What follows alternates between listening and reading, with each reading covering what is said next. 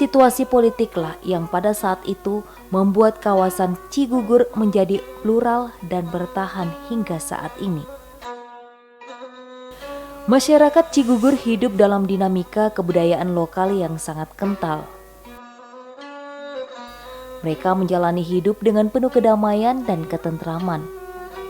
Meski satu dengan yang lainnya berbeda secara etnisitas dan keyakinan. Memang faktanya satu keluarga bisa berbeda keyakinan tanpa ada paksaan. Satu keluarga bisa berbeda pernikahan antar keyakinan dan antar suku tanpa ada sebuah pemaksaan. Nah, ini berlangsung di Cigugur. Nah, kalau berbicara Pancasila sebagai miniatur Indonesia juga, ya inilah di Cigugur gitu. Yang saya alami dari kecil, karena saya lahir ya di Cigugur, khususnya Cipagar gitu, belum pernah ada pertengkaran atau perpecahan dari masalah agama, belum pernah. Meskipun kita berbeda-beda agama, khususnya baik Islam, Kristen, Katolik, penghayat, itu karena di latar belakang alami gitu. Antara agama yang satu itu adalah diikat dalam suatu tali persaudaraan gitu. Bukan hal yang sekedar wacana saya kira di Cigugur ini, meskipun di beberapa daerah barangkali juga ada perbedaan, tetapi di Cigugur ini dari unsur terkecil yang namanya keluarga, keberbedaan itu diimplementasikan, bahkan menjadi nafas kehidupan masyarakat secara sosial di Cigugur. Kami 8 bersaudara dan kakak saya yang sulung itu seorang pendeta Kristen, kakak nomor 2 seorang Katolik, nomor 3 Muslim, dan nomor 4 sampai saya Sunda Wiwitan.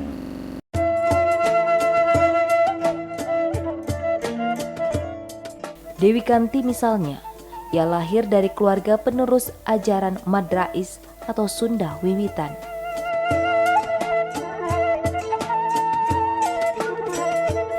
Namun dalam memilih menjalin relasi kekeluargaan, ia menikah dengan suku Jawa yang beragama Katolik. Suami saya seorang Katolik, namun juga dengan latar belakang kejawen gitu.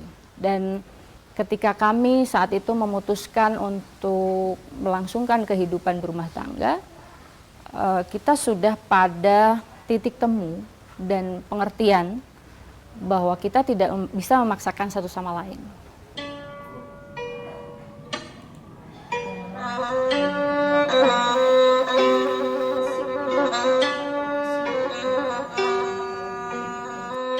Dewi Kanti adalah sosok yang tak pernah terpengaruh oleh kegaduhan atau hingar-bingar masalah perbedaan.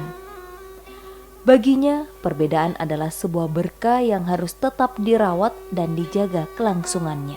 Sebuah keniscayaan kita diberikan pikiran yang bisa saja beragam, berbeda-beda. Tetapi ketika kita sudah menyadari bahwa sejatinya kita adalah hidup sebagai manusia, sebagai sebuah bangsa. Nah, pengertiannya itu ada pada penghormatan pada nilai kemanusiaan dan bagaimana mempertahankan karakteristik bangsa. Karena agama itu hanyalah bungkus ya, bungkus. Tapi esensi dari kita semua adalah manusia. Dan setiap ajaran agama adalah memperjuangkan atau bagaimana nilai-nilai kemanusiaan itu bisa tumbuh di setiap agama. Nilai-nilai kemanusiaan itu dasarnya cinta kasih. Bahwa menuju penghayatan keagamaan itu bukan pada proses merasa paling benar sendiri. Pancasila, dasar negara, Republik Indonesia, rakyat damai sentosa. Pancasila, Pancasila, falsafah bangsa, Bhinneka Tunggal Ika, rakyat maju bersatu. Kami merasa memiliki kewajiban untuk membekali anak-anak kami setidaknya sampai usia remaja, sampai usia 18 tahun. Mereka diberikan dasar tentang kearifan-kearifan leluhurnya. Tetapi pada prakteknya pun ke depan misalnya, dia punya pilihan tersendiri, kami bisa juga terbuka karena memang itulah leluhur kami mengamanatkan seperti itu. Kalau kita lihat masyarakat Cigugur kan umumnya masyarakat agraris.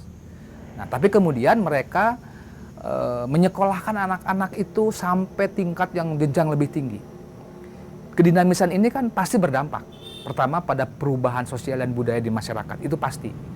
Nah, bagaimana generasi masa lalu yang masih cukup kuat dengan tradisi-tradisi lokal, kemudian pada generasi berikutnya yang sudah terkena dampak-dampak urbanisasi misalnya dan pengaruh-pengaruh dinamika kota, itu terus terjadi di Cigugur. Orang tua kami mengajarkan dan memberi contoh dalam laku kehidupan.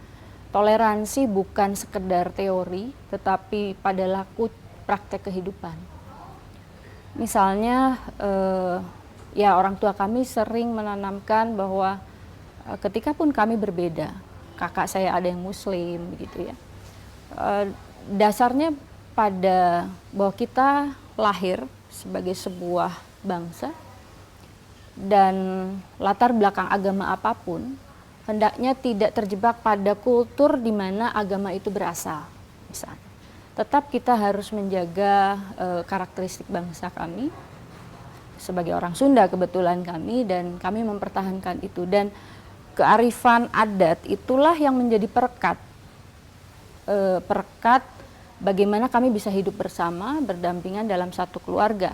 Katakanlah misalnya satu keluarga ada yang neneknya Katolik, anaknya yang pertama Islam, yang kedua Katolik, atau selanjutnya penghayat atau Sunda Wiwitan, atau ada yang dua-duanya punya keyakinan yang sama, misalnya Katolik, tapi secara suku istrinya Sunda, suaminya Flores, atau Batak, atau Jawa, itu tumbuh dalam sebuah komunitas masyarakat pun tumbuh dalam kehidupan keluarga.